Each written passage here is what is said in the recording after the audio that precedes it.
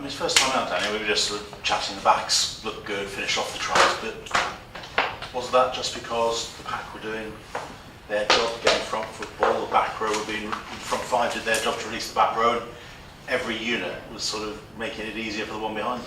I think it helps, obviously, to unleash what is a very potent backline, as we know, and part of my challenge and the challenge for the forwards that we've got at the moment is try and produce consistent ball. Our line-out functioned really well. We stopped their line-out drive, which was a very important aspect of defensively our forwards' performance. We were a little bit inconsistent in scrum. We had a couple of really good scrums and a couple of poor scrums, so that's an area we need to stay on top of. But it's my first taste of just how lethal that backline can be when it's given good ball, and obviously a taste of that group of forwards against the Leinster pack, and I was pleased with the result. It wasn't that bad. Leinster was missing a lot of players, but the pack with the likes of Strauss and so on was probably not as weak as the backline. Van der Merwe, Strauss, Devon Toner, a number of Jennings, a number of experienced professionals, and I know they would have felt they'd come off maybe slightly second best on that day, and I know that the next time we play them they'll want to put that right, and they've got huge depth in their camp, and even though with boys missing they're strong, so we were pleased with the way we performed. But as Ron McCusker said after the game, it's one game, it's one performance, doesn't mean anything unless we back it up and we become consistent, both as a pack of forwards and as a team. Schmidt talked afterwards about his pack being bullied. I can't remember the last time I heard a Scarlets pack being accused of bullying the opposition. Well, like I say, we went in there with a confidence and an intent that we could put Leinster under some pressure up front, and in some areas we did that, in other areas we perhaps didn't, so there's still lots to work on, and it's one game, it's one performance, and we really do need to show that we can do that more than one-off games, and I think that's the challenge for all of us. Not because they were the best players, but just I thought they were somehow the most interesting. A couple of young props, Rodri Jones starting, Samson Lee coming on. You've been very keen to take the pressure off Samson Lee, but he's on the bench in the first game and he comes on and does a good job. Just assess those two, because in different ways there's a lot of excitement about both of them. Yeah, I mean, as we know, I think they're 19 and 20 or 20 and 21. They're two very young front five players, two very young props to be playing in this kind of level of rugby, and they're both exceptional talents. Both bring slightly different aspects to the game. On the weekend, what you saw, Rodri gets through a huge amount of work around the field. His work ethic is commendable, and you stay out there right to the end, working extremely hard. He probably, by his own admission, had a couple of scrums that he wouldn't have been as happy with as he has been. Samson, on the other hand, came on and only had a couple of scrums, but that's his strength. Whether it's his strength at that level of rugby, we're still yet to see.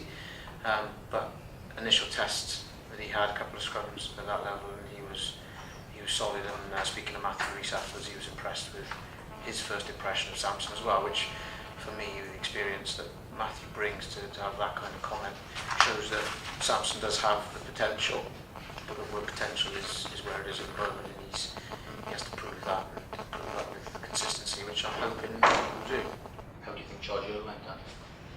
Good. I don't know if it's common knowledge, but George took a bang on his thumb in the week, and a nasty bang as well. And I'll be honest, I've seen many players who haven't gone out and played off the back of a bang like that, and there was no way he wasn't going to play in his mind.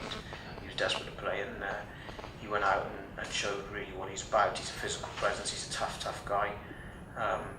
That kind of streak that we want to bring to the Scarlets. And first impressions are very positive of George, and I think he can add a bit of steel to us. And he was a big part of that performance up front on the weekend. It seemed he was the one obviously hitting the racks. I think Richard Kelly was obviously more. He was going the line out. How do you see that partnership? That's probably accurate at the moment. I think Rich is another one who's been a little bit of a surprise for us, to be honest. He's definitely exceeded my expectations from coming in and what I knew about Rich. He worked extremely hard to prove himself. He knows the line out in terms of calling and the process of it, whereas George is obviously more of your physical presence. He still has the line out skills, and I think he showed that when he's called upon at line out time. He's competent and he delivers good ball as he did on the weekend. So it's a nice balance with the two of them at the moment. Rich put a lot of work into the game as well. He's another one with a huge work ethic. think he hit more contacts, more rucks than anybody on the field from a Scarlets point of view on the weekend. So good combination, but there's others to come in and challenge that combination as well, and that's what we need, depth. All of a sudden, that second row dilemma which you had, I suppose, a couple of months ago in terms of resources, is looking a bit better now, isn't it, in terms of players coming in? Yeah, definitely players that will add to the squad will give us one competition for places, which, as you know, is vital to any successful team in this competition. But also depth, and that's the important word. I think there's a lot of rugby to be played in this season, and we're not going to do it off 2/3 second rows. So we need to have that little bit of depth to our squad, and these guys will add to that, along with perhaps Jacoby coming as well, and another positive signing, and I think somebody who will add to the squad. In terms of Glasgow this weekend, obviously top 4 side last year, what kind of challenge did they? We had a good look at them over pre-season, and obviously their first game against Ulster, and they hung on in there against Ulster, in all honesty. I think Ulster probably had the better of territory and possession, but Glasgow stuck in there. They're a dogged side, put a lot of pressure on your contact area, which is an area we need to be sharp on the weekend. So, you know, from my experiences, it's a tough place to go. I know it's a different place we're going to now, but it's a tough fixture to go to Glasgow away, and a lot of people come unstuck there.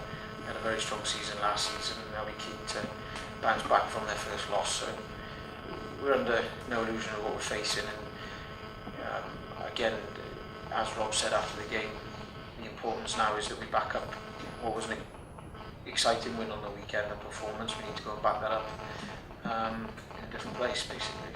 Was that the same here? Are you looking for continuity in terms of selection? Yeah, as an overriding theme, yes, but we also need to develop that depth, and the only way you do that is to play boys. So maybe 1 or 2 adjustments, I say, that won't be based on performance.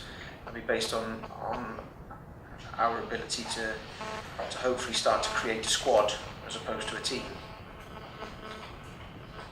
And no injury worries after last week. I mean, obviously, guys Mark took a nasty knock to the head there with John at the end. Is he okay? And Tab as well came off. Yeah, there was definitely a lot of bumps and knocks in what was a physical game on the weekend. Those guys are responding slowly through the week now. It's still Tuesday, so we'll know a little bit more Thursday, and we've got to give them time to recover. But there is a couple of bumps and a couple of knocks, but I'm pretty confident that we'll turn a lot of those guys around to be available. Andy, well, cracking start to the Scarlets campaign. Just talk us through it. Yeah, it was brilliant. First game of the season, first home game, and against Leinster, European champions. It was always a tough game, and we've not done too well against them over the past couple of seasons. So to get that win out there, and not only that, but a great performance as well, was really rewarding. Boys over the moon, and you can just see everyone's happy around the camp.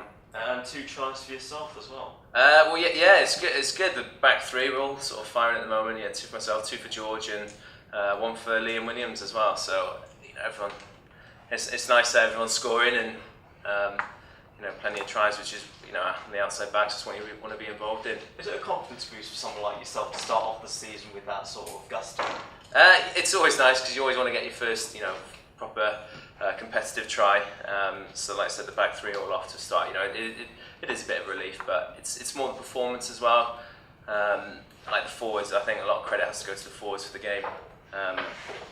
They really turned up, and because they've had a bit of criticism the last couple of years, and they just showed what they can do, and they gave us the go forward and the space for us to score our chances. Yeah, the unsung heroes of the game, I guess. And you said about the criticism there. What do you think they can deliver from that game going forward? Well, I think you saw some great ball running. Rob McCusker, Josh Turnbull, and Aaron Shingler. I thought had a really good game.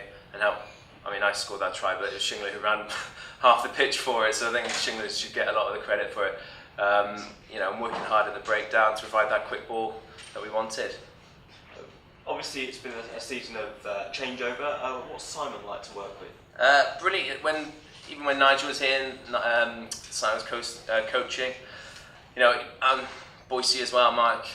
Lots of credit to him. Really enthusiastic. You can see the hours they're putting into it, and whatever we want to put in, they'll equally match that and exceed it. So there's a lot of enthusiasm around the camp at the moment, and a lot of fresh ideas coming in, and it's just, it's a great place to be at the moment, a great place to learn, keep bettering yourself.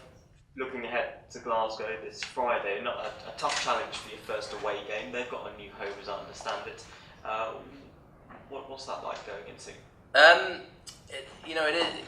It's going to be tough because we realised come the end of last season, Glasgow made the top 4. They've been a competitive team over the last couple of seasons, and we've made a lot of signings as well. We've got Sean Lamont, who's been with us for 3 years, and he's now up there. I learned a lot from Sean during my time here, so to be up against him. So it's always going to be tough. And a new home as well, which I don't know much about, so it'll be interesting to go and see and play there. When you look at the league table this year, you're earmarking teams you want to beat or you want to better than last season. I take it they're one of them. Certainly, yeah, because come the end of the season, last season it was between us and them for that playoff spot. There's a lot of teams in the running, and they beat us to it. So you realise it's likely to be the same again this year. So right from the beginning of the season, you're aware that you need to, these are the teams that we've got to be putting in performances against, and coming away with points. Thank you, good luck. You said the bar pretty high after the first week. Well, we have, yeah, as well, and I'm sure the press, looking at the performance, and I'm sure we're going to keep putting pressure on us. But it's first game of the season. I mean, Leinster had a lot of players missing as well, so we can't forget that. But you can only beat what's in front of you, and not only that, but it was a great team performance. A bit frustrating to let those tries in towards the end, because they're the standards that we want to set. That even though we've run away with the game, we don't want to be leaking tries like that. And keep that solid defence. I mean, we have to finish it off at the end. At the same time, it's got to be a favourable position to score from, which exactly we were put in those positions by the forwards in that last game, and you can't ask for anything more than that.